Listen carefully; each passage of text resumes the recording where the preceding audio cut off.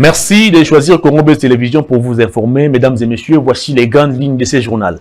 24 heures seulement après la rentrée parlementaire, une motion de défiance en gestation contre le ministre de l'économie nationale, Jean-Marie Kalumba. Son initiateur, le député national Dédé Kodoro, reproche au ministre la non-maîtrise de son secteur.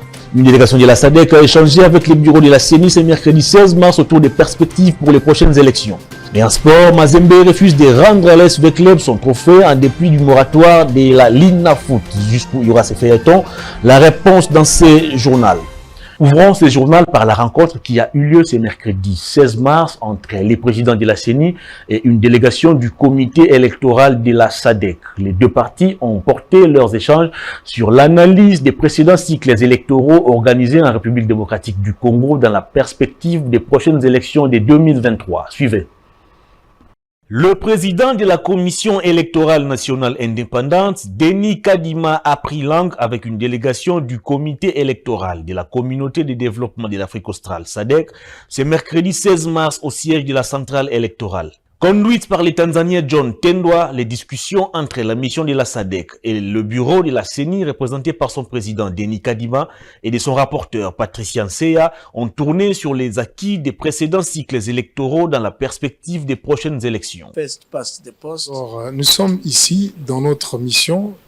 Notre mission concerne faire l'évaluation, faire l'examen, l'évaluation des anciennes élections et aussi poser les jalons pour les nouvelles élections. Alors, parmi les points qui nous concernent, nous parlons de la dimension genre. Nous avons parlé du problème de l'inclusion des jeunes dans les partis politiques. Nous avons également parlé du problème du financement des partis politiques. Si on fait, on finance, le financement va se passer, va provenir du secteur public ou du secteur privé. Est-ce que vous avez ce genre de financement? C'est un peu en grosso modo ce dont nous avons parlé dans cette réunion avec le président de la CENI. Les membres du comité électoral du Conseil de la SADC se sont félicités des éclaircissements fournis par le numéro 1 de la centrale électorale. Pour sa part, la CENI, sous le leadership de son actuel premier responsable, a montré toute sa détermination à travailler étroitement avec cette organisation régionale. Le ministre de l'économie nationale, Jean-Marie Kalumba, est visé par une motion de défiance initiée par le député national Dédé Kodoro. Ce dernier reproche au ministre la non-maîtrise de son secteur. Il fait allusion notamment à la hausse des prix des produits sur les marchés, à la tarification des produits pétroliers, mais aussi à la question des surgelés. Quel est l'avis des Congolais sur cette question? Élément de réponse dans ces reportages signés Badjumbuku et Mariamaba. Le ministre de l'économie nationale, Jean-Marie Kalumba, est visé par une motion de défiance initiée par l'honorable Dédé Kodoro, qui a appelé ses collègues députés au Palais du Peuple ce mercredi 16 mars pour la récolte des signatures requises pour le dépôt de la motion. Par ailleurs, l'honorable Dédé Kodoro reproche au ministre la non-maîtrise de son secteur, faisant allusion à la flambée des prix sur les marchés, tarification des produits pétroliers surgelés, qui n'ont jamais baissé à Kinshasa en dépit des fonds décaissés par le gouvernement. Informés de la question, certains compatriotes ont commenté ce sujet. Moi je pense, c'est-à-dire la démarche des honorables députés est légitime parce que nous constatons depuis un certain temps dans notre pays et que la majeure partie de nos ministres sont des incompétents. Moi je souhaiterais en tout cas que les députés aillent avec cette démarche jusqu'à la fin. Moi, je souhaiterais en tout cas que le monsieur soit remplacé carrément. S'exprimant sur la hausse des prix des produits sur le marché, ces vendeurs a décrié l'instabilité des tarifs. Artiste, na musala nazo sala nazo mona le lobo zwaki matériel moko na autant lobi bomonya na autant et kitakate matakaka standing na ngweza chaque jour tuzomona kaka modification ya prix. Par exemple, makambo etali ba transport, ba denrées alimentaires, changement exact. Ministre Sengele à répondre, biso nyonso la ndena ba etano amike boye, poto yeba vraiment makambo ngozo le kandenga nini. Mais constant exact que non, et leur moko zo changer exact. Qui vivra verra, dit-on, ce dossier est à suivre. Le gouverneur du Haut-Katanga, Jacques Kiaboula, a reçu dans son cabinet de travail les comités de gestion de l'université de Lubumbashi et les directeurs provinciaux de la Banque centrale du Congo. De quoi ont-ils parlé? Suivez ce condensé signé Daniel Kamboa. Après la cérémonie des remises et reprises vécue le 10 mars dernier, c'est le recteur Gilbert Kishiba qui a conduit le nouveau comité de gestion de l'université de Lubumbashi auprès du gouverneur des provinces Jacques Kiaboula Katwe. Pour les recteurs, l'UNILU aux côtés d'autres universités tend vers ce qui est meilleur dans la dispensation de ces enseignements. Comme officiel de la province, lui présenter le comité de gestion de l'université de Lubumbashi. Nous sommes à l'époque de l'innovation à l'université de Lubumbashi et dans toutes les universités, à travers la recherche, à travers l'éducation, l'enseignement, les nations peuvent se propulser et émerger. C'est l'ambition de la RDC. Et l'UNILU est meilleur à partir et de la recherche, et de l'enseignement, et de l'interface avec la société. Donc, quand il y a des problèmes dans la société congolaise, l'université de Lubumbashi et toutes les universités sont disponibles pour participer aux solutions adéquates. Juste après, l'autorité provinciale et les directeurs de la Banque centrale du Congo ont ensemble évalué la situation économique et financière de la province. Pour Jérôme Sangwa, autorité monétaire, la monnaie se porte bien sur les marchés et aucune perturbation n'a été signalée jusque-là dans les échanges.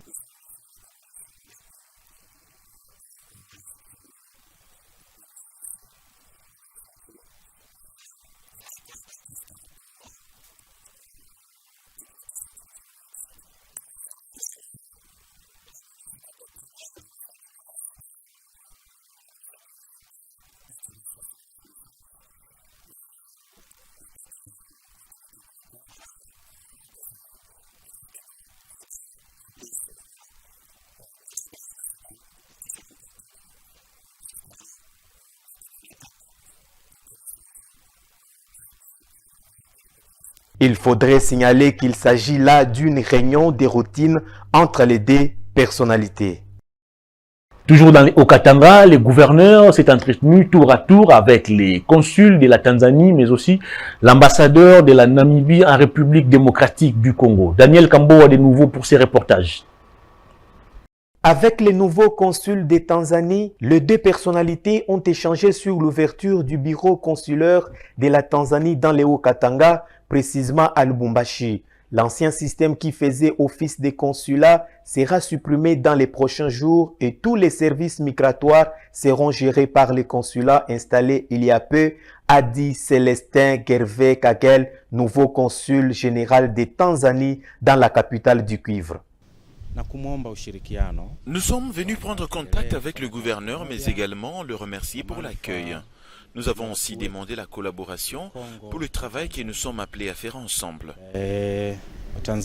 Notre service de migration sera bientôt fermé et le visa sera désormais attribué par le consulat. Avec l'ambassadeur de Namibie en RDC, il sera question de la tenue du 16 au 18 mars à Lubumbashi de la réunion ministérielle tripartite entre la RDC, la Namibie et la Zambie. Réunion organisée par Walvis Bay Corridor Group. Simeon Ulenga, ambassadeur de Namibie en poste à Kinshasa, est venu présenter au gouverneur Jacques Kiaboula Katwe les programmes de ces assises qui visent à accroître les volumes de commerce entre les trois pays. Une visite a permis à ces diplomates namibiens d'échanger avec le gouverneur sur le comment et le pourquoi de la coopération entre son pays et la RDC par le Haut-Katanga. C'est une réunion tripartite entre la RDC, la Namibie et la Zambie. C'est par rapport au corridor Walvis Bay qui est un corridor de développement. C'est aussi un corridor qui est conçu pour donner accès partant de la RDC, passant par la Zambie jusqu'à Namibie au port de Walvis Bay. Que nous puissions échanger relativement à la coopération entre nos deux pays. Au Katanga est donc la porte d'entrée pour nous de ces côtés du frontière de la RDC, de la frontière de la RDC. À Kinshasa, les artères de la ville continuent de se détériorer en dépit du lancement du projet Kin Zero Trou. C'est le cas de l'avenue Kassai, tronçon qui mène vers les grands marchés. Jemima Bolumbu a fait ses constats sur terrain. L'avenue Kassai, tronçon qui mène vers le grand marché de Kinshasa, se trouve en état de détérioration totale. Des caniveaux non curés et des trous béants ont créé un lac artificiel, rendant ainsi la circulation difficile. L'université, l'école et l'hôpital qui se trouvent sur cette avenue font face à un danger.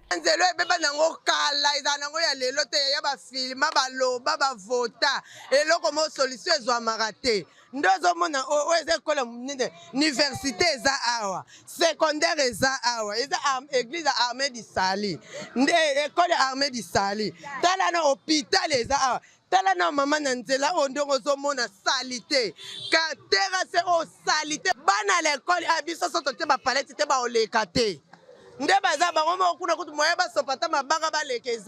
Les usagers de cette avenue déplorent l'indifférence des autorités compétentes face à cette situation qui touche la société.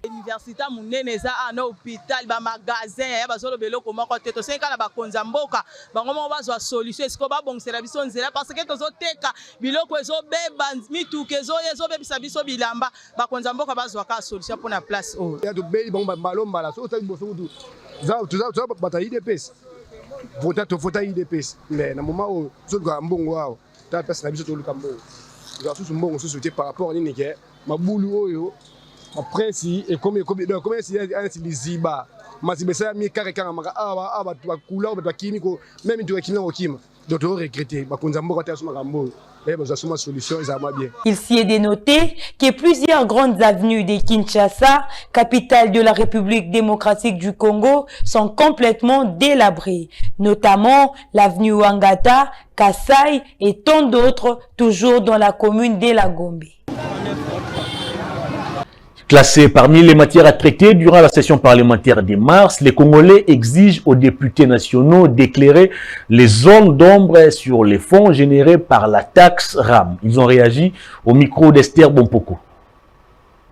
Après la suppression de la taxe RAM, les questions continuent de tarauder l'esprit des Congolais qui invitent le parlementaire à s'atteler sur la question afin d'éclairer les zones d'ombre sur le fonds généré par cette taxe imposée IAP aux utilisateurs de téléphones mobiles. Classé parmi les matières à traiter durant la session de mars qui a débuté ce 15 mars, le patriote invite la classe politique à se pencher sérieusement sur la question. Je suis très contente de la suppression de la taxe RAM parce que comme elle a dérangé Bisso Makas. Nous avons la Kalaro, moi 50 unités, moi 100 unités, bon, bien qui lancé l'ango plus tard. Avec la RAM, dès que tu mets Bakati. Et comme Bakati va supprimer vraiment totalement taxe RAM, en tout cas je suis vraiment contente. Je souhaiterais vraiment que les députés, le sujet va retraiter dans la session il y a mars, va inclure dossier à RAM, comme ça ils allaient vraiment supprimer partout, comme ça que tout le monde a la calme, a la tranquille, n'a pas crédit. Pendant la RAM, il bande kukata, ikati bande kubelenga pekati mais dans mon téléphone RAM est déjà suspendu, mais dans zoga bande comme subalobi jusque là RAM tile lo azukata, mais dans zo comprendre et le wana esali peuple congolais mawa personne. Mboka na biso moko ba résué biso moko bozumuta ko somba crédit à 500 francs nyoso ekei bongo ba député biso to voter na parlement ba lobela ce peuple était pour nani mais bango ba kenda na pour ce peuple les opesa peuple congolais pas si ya ko sakana te to zaka na beaucoup de regrets par rapport ya ramba kati biso pendant temps moulayi to zali na difficulté ya makambo ebele na kati ya mboka mais kozwa mbongo difficile mutu akotia mwa crédit na ye mpo abenga ata mo ndeko aza quelque part akotia crédit 500 bakati yango pour le moment toza na besoin que peut-être mbongo bazwi ya rame wana esali mosala nini na kati ya mboka. Signalons que le président de l'Assemblée nationale dans son discours d'ouverture de la session de mars s'est félicité de l'application de la recommandation de la Chambre basse du Parlement relatif à la suppression du RAM. Mais l'épineuse question sur la gestion de fonds générés par le RAM demeure. Depuis le 14 mars, l'humanité célèbre la semaine internationale de la courtoisie au volant. C'est une occasion pour réfléchir sur des règles observées par les piétons et les conducteurs sur la voie publique. À Kinshasa, votre rédaction s'est penchée sur la question relative à la circulation routière dans la ville. Esther Mpinda pour ses reportages. Depuis le 14 mars, le monde célèbre la Semaine internationale de la courtoisie au volant dans le but d'éveiller la conscience collective sur le respect des usages nécessaires dans un espace à partager. À Kinshasa, l'on dénote un manque criant de fair play entre les conducteurs, puis conducteurs et passagers. Qu'est-ce qui est à la base de cela?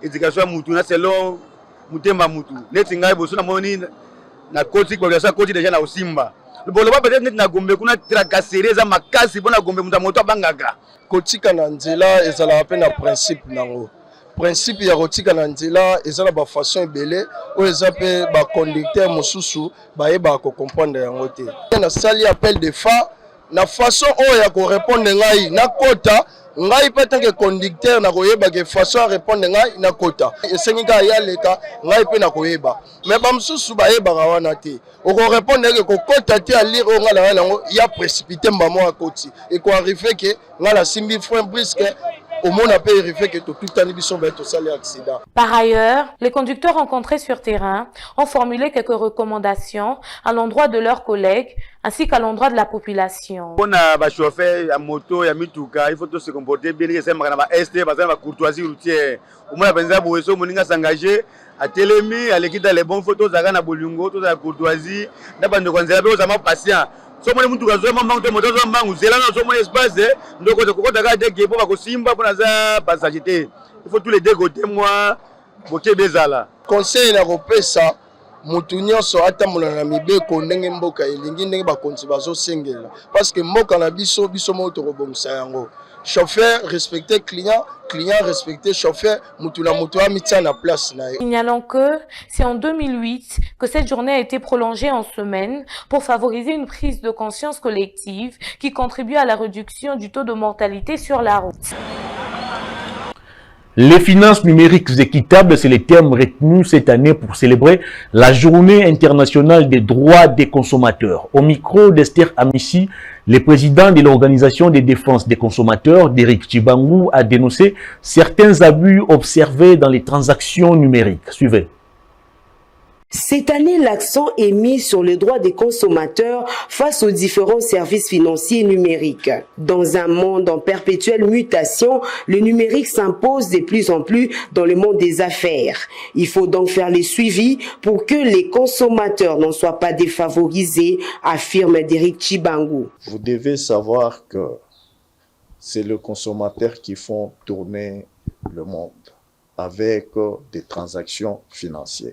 Cependant, beaucoup de décisions qui sont prises tant sur le plan politique qu'économique concernent le consommateur et par conséquent, on doit faire entendre leur voix. C'est pourquoi pendant la journée comme celle-ci, les structures de protection et de sensibilisation des consommateurs descendent sur terrain afin de vulgariser les citoyens congolais sur l'importance de leurs droits en tant que consommateurs et aussi pour les inciter à les exiger et à les faire respecter tant par le fournisseur de produits et services que par le gouvernement. Les transactions financières numériques englobent toute une panoplie des opérations, le e-commerce, le e-business, des services de transfert d'argent via des téléphones mobiles, pour ne citer que cela. Le président de l'Organisation de défense des consommateurs invite ces derniers à dénoncer certains abus. Nous les appelons, par rapport à la journée internationale des droits des consommateurs et dans les contextes de ce thème, à faire valoir leurs droits. Si vous constatez qu'il y a des droits qui sont abusés, n'hésitez pas à approcher l'ODC et on va pouvoir voir dans quelle mesure on doit assurer la protection. À l'ODC, on salue par ailleurs la suppression de la taxe RAM. Nous disons bravo aujourd'hui qu'on ait supprimé cette taxe qui préjudiciait énormément les consommateurs. Et là, nous disons encore une fois, bravo, c'est la victoire des consommateurs, c'est la victoire du peuple congolais. La Journée internationale des droits des consommateurs permet de sensibiliser les consommateurs sur leurs droits. Parlons santé dans ce journal. Une femme sur 12 développe les cancers du sein. Entre-temps, 3000 autres femmes développent les cancers du col de l'utérus et 1000 en meurent pratiquement chaque année. C'est ce qui justifie la campagne de dépistage gratuit sur les cancers du sein et les cancers du col de l'utérus par les centres médicaux Trinité à Kasavubu. Les cancers du sein et celui du col de l'utérus sont parmi les maladies les plus mortelles et dont les traitements coûtent extrêmement cher. Mais si le dépistage se fait à temps, cela permet de limiter les dégâts, explique le docteur Robert Bavy. L'importance du dépistage est celui-ci, c'est que quand une maladie commence, il y a toujours le stade initial. C'est à ce stade-là qu'il faut dépister la maladie. Le cancer est une maladie qui amène à la mort dans la plupart des cas si ce n'est pas pris en charge à temps. Nous avons pensé qu'il fallait absolument que les personnes soient conscientisées pour se faire dépister. Parmi les facteurs favorisant ces deux types de cancers, on cite côté cancer du col de l'utérus, la présence dans le col du virus HPV, entendez papillomavirus humain, et pour les cancers du sein, les causes sont génétiques, mais aussi environnementales. Il y a le col aussi qui est très accessible avec des instruments très rudimentaires. On peut voir le col, donc ce sont des organes auxquels on peut facilement accéder. C'est très différent par exemple des poumons, ou de l'estomac, ou du côlon, etc., qui ont aussi des cancers. Alors ici, pour ce qui nous concerne, comme nous sommes gynécologues, nous avons pensé qu'il fallait offrir à la population un dépistage gratuit de cancer des seins et du cancer du col utérin. Nous savons que le cancer du col est favorisé par l'infection aux infections HPV. HPV, ça signifie Human Papillomavirus. Ce virus pénètre dans le col de la jeune femme ou de la femme qui a contact sexuellement avec une personne qui porte ce virus-là. Côté dépistage, on recourt à la palpation des seins et la mammographie pour les cancers du sein. De leur côté, les bénéficiaires saluent l'initiative. Je crois que ces dernières années, on parle de plus en plus du cancer des seins et de l'utérus. Quand une occasion se présente où on peut le faire gratuitement, on vient se présenter pour... C'est une façon de prévenir. Le taux de guérison pour ces deux types de cancers est très faible. Sport, avant de boucler ce journal, les moratoires accordés au tout-puissant Mazembe pour rendre avec les trophées, les médailles, mais aussi la somme de $100 000 a expiré depuis le dimanche 13 mars dernier. Mais au niveau de la Linafoot, jusque-là, aucune autre décision n'est prise pour permettre à l'ASV Club de rentrer dans ses droits. Qu'est-ce qui explique cela? Daniel Kambowa nous relate les faits. C'est depuis le 13 mars dernier que les moratoires des 15 jours accordés à l'équipe de Mazembe par la FECOFA pour retourner les trophées, les médailles et la somme de $100 000 perçus lors de la saison sportive 2020-2021 a expiré. Depuis la fin du moratoire, aucune décision n'est prise par la Ligue nationale de football après l'expiration de ces délais, en dépit des multiples sanctions annoncées contre les Corbeaux de Lubumbashi au cas où ils ne retournent pas les symboles avec l'EB de Kinshasa, sacré champion après les verdicts rendus par le tribunal arbitral des sports dans l'affaire Zao Matutala qui opposait les Dauphins noirs aux Salésiens de Don Bosco. Le comité Mouéoubeya, la Linafoot va-t-il infliger des sanctions à Mazembe? C'est la question qui traverse les esprits de plus d'un sportif congolais. Actuellement, l'œil de tout sportif congolais reste braqué sur le comité de la Linafoot défié par les clubs noirs et blancs. Pourtant, le comité Mouéou avait saisi la direction de Mazembe via une correspondance lui rappelant l'exécution de la décision avant la date butoir. Du côté Mazembe, c'est la résistance qui plane malgré la réception de la correspondance. Les dirigeants de Mazembe déclarent qu'ils ne pouvaient pas remettre la coupe et les médailles dans la mesure où les médailles ont été remises individuellement à chaque joueur dont la plupart n'évoluent plus au sein de Mazembe sans avancer la raison concernant la coupe et la somme de $100,000. Notons que seul l'EF Saint-Éloi Lupopo a remis les médailles des joueurs venus d'ITP Mazembe Anglebert. Fin de ce journal, mais avant de nous quitter, en voici les rappels des titres. 24 heures seulement après la rentrée parlementaire, une motion de défiance en gestation contre le ministre de l'économie nationale, Jean-Marie Kalumba. Son initiateur, le député national de Décodoro, reproche au ministre la non-maîtrise de son secteur. Une délégation de la SADC a échangé avec les bureaux de la CENI ce mercredi 16 mars autour des perspectives pour les prochaines élections. Et en sport, Mazembe refuse de rendre à l'ASV Club son trophée en dépit du moratoire de la Lina Foot jusqu'où il y aura ces feuilletons et qui met fin à ce journal. À toutes et à tous, merci de nous avoir suivis. Au revoir.